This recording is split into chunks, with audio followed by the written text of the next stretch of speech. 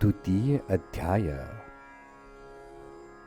ऐत्रेय उपनिषद के इस दूसरे अध्याय में गर्भाधान का आनुषंगिक वर्णन किया है। इसलिए ऋषि इस अध्याय का प्रवचन करते हुए प्रारंभ में कहते हैं, गर्भिणी स्त्रियां उठ जाएं, अर्थात जो गर्भ से हैं वे उठकर चले जाएं। फिर उनके उठकर चले जाने पर ऋषि अपना उपदेश प्रारंभ करते हैं। गर्भ कहने को तो स्त्री धारण करती है, परंतु वास्तव में प्रारंभ से ही यह पुरुष धारण करता है। वीर्य से ही तो गर्भ होता है। यह वीर्य रेतस पुरुष के अंग अंग के तेज का ही तो सार तत्व है, क्योंकि पुरुष के अंगों के इस तेज से ही गर्भ होता है। इसलिए यह कहना ठीक होगा कि पुरुष पहले वीर्य रक्षा द्वारा अपने में अपने को धारण करता है।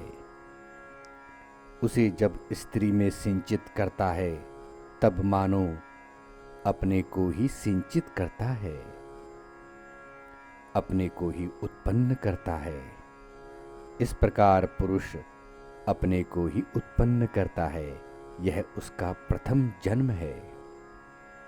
वह रेतस स्त्री में जाकर उसका आत्मवत हो जाता है, ठीक ऐसे जैसे अपना ही अंग।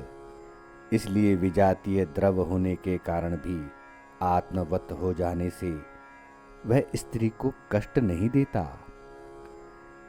स्त्री पुरुष के आत्मा को अपने भीतर सुरक्षित रखकर ही उसकी पालना करती है, क्योंकि वह मानो हमारी ही पालना करती है।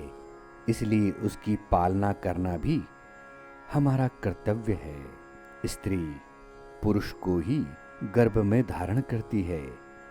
जन्म के बाद पुरुष कुमार की रक्षा करता है। यह रक्षा, यह भावना मानो अपनी ही रक्षा है, अपनी ही भावना है। इस प्रकार लोक में वह जो संतति बढ़ाता है, अपने को ही बढ़ाता है। लोक का इसी प्रकार संतान वितान बड़ा है। इस प्रकार कुमार रूप में बालक का जो जन्म होता है वह पुरुष का अपना ही जन्म है।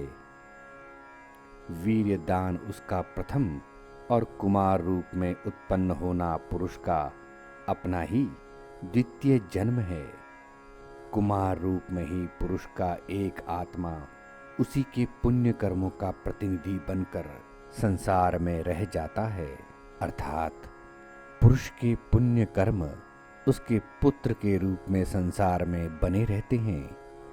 उसका दूसरा आत्मा अर्थात यह स्थूल शरीर कृत्य होकर बूढ़ा होकर संसार को छोड़ देता है। इस लोक से जाते ही वह फिर उत्पन्न हो जाता है। यह इसका तृतीय जन्म है। तीसरा जन्म वामदेव ऋषि ने ठीक कहा है। मैं जब गर्भ में था तभी मैंने देवों के सब जन्मों को जान लिया था।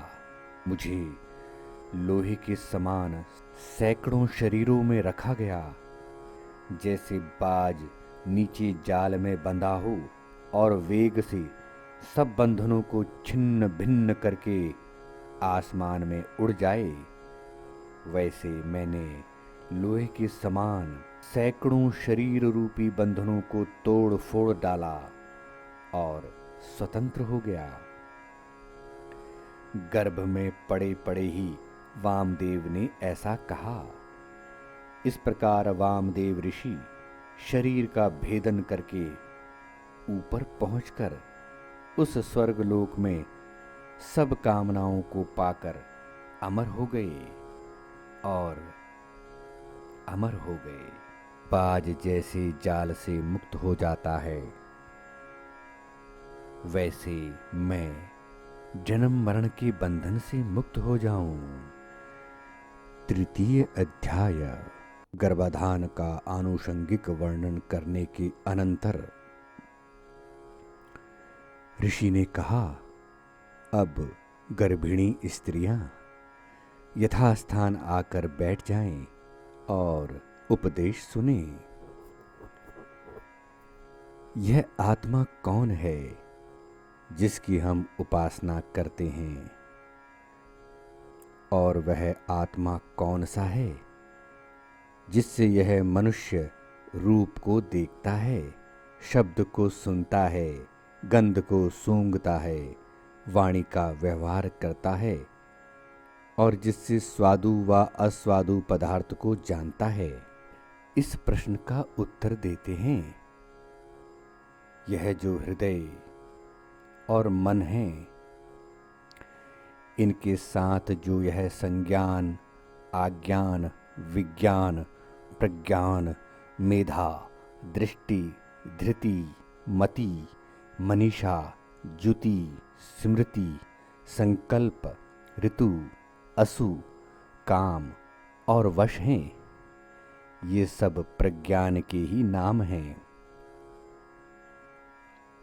जीवात्मा के ये गुण हैं।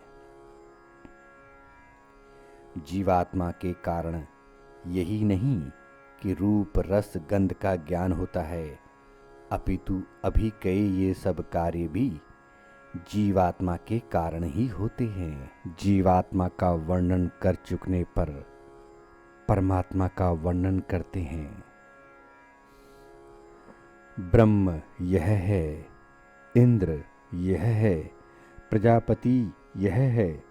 यह क्या जिसका अभी वर्णन करते हैं वह ये सब देव, ये पांचों महाभूत, पृथ्वी, वायु, आकाश, आपः और ज्योति, ये क्षुद्र जीव, ये मिश्र जीव जंतु, ये बीज, ये अंडज, जरायुज, स्वेदज, उद्भिज, ये अश्व, गौ, पुरुष, हस्ती, ये जो भी प्राणी जगत है, स्थावर, जंगम, परंद, ये सब प्रज्ञा नेत्र है। इन सब में प्रज्ञा मानो दिख रही है। यह सृष्टि अंधी नहीं चली आ रही, प्रज्ञा से जा रही है। किसी लक्ष्य की तरफ मानो आंख उठाकर जा रही है। यह सृष्टि प्रज्ञान में प्रतिष्ठित है, प्रज्ञान में ही ठहरी हुई है।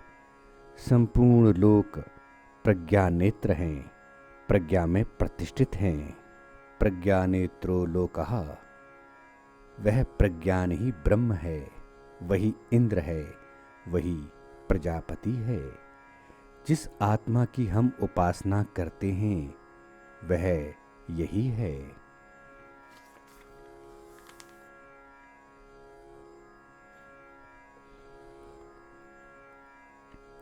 उपासक इसी प्रज्ञ आत्मा की उपासना से ही इस मर्त्य लोक से उत्क्रमण कर उस स्वर्ग लोक में सब कामनाओं को प्राप्त कर अमृत हो गया है, अमृत हो गया है। उपदेश की समाप्ति पर ऋषि कहते हैं, मेरी वाणी मन में प्रतिष्ठित हो, मेरा मन वाणी में प्रतिष्ठित हो। वांग में मनसी प्रतिष्ठिता, मनो में वाची प्रतिष्ठितम। मेरी वाणी मन में प्रतिष्ठित हो, मेरा मन वाणी में प्रतिष्ठित हो। आविराविरमा एधि, मन और वाणी की एकात्मता से मेरे अंतरात्मा का उत्तरोत्तर विकास हो। वेदस्य मां आणिस्थः, मैं वेद को प्राप्त कर सकूं। श्रुतम में मां प्रहासी, मेरा सुना हुआ अनायास ही नष्ट न हो जाए। इस पड़े हुए से दिन रात को एक कर दूं। रित कहूं, सत्य कहूं, मेरी रक्षा करो। मुझे उपदेश देने वाले की रक्षा करो, मेरी तथा मेरे गुरु की रक्षा करो। ओम शांति शांति शांति।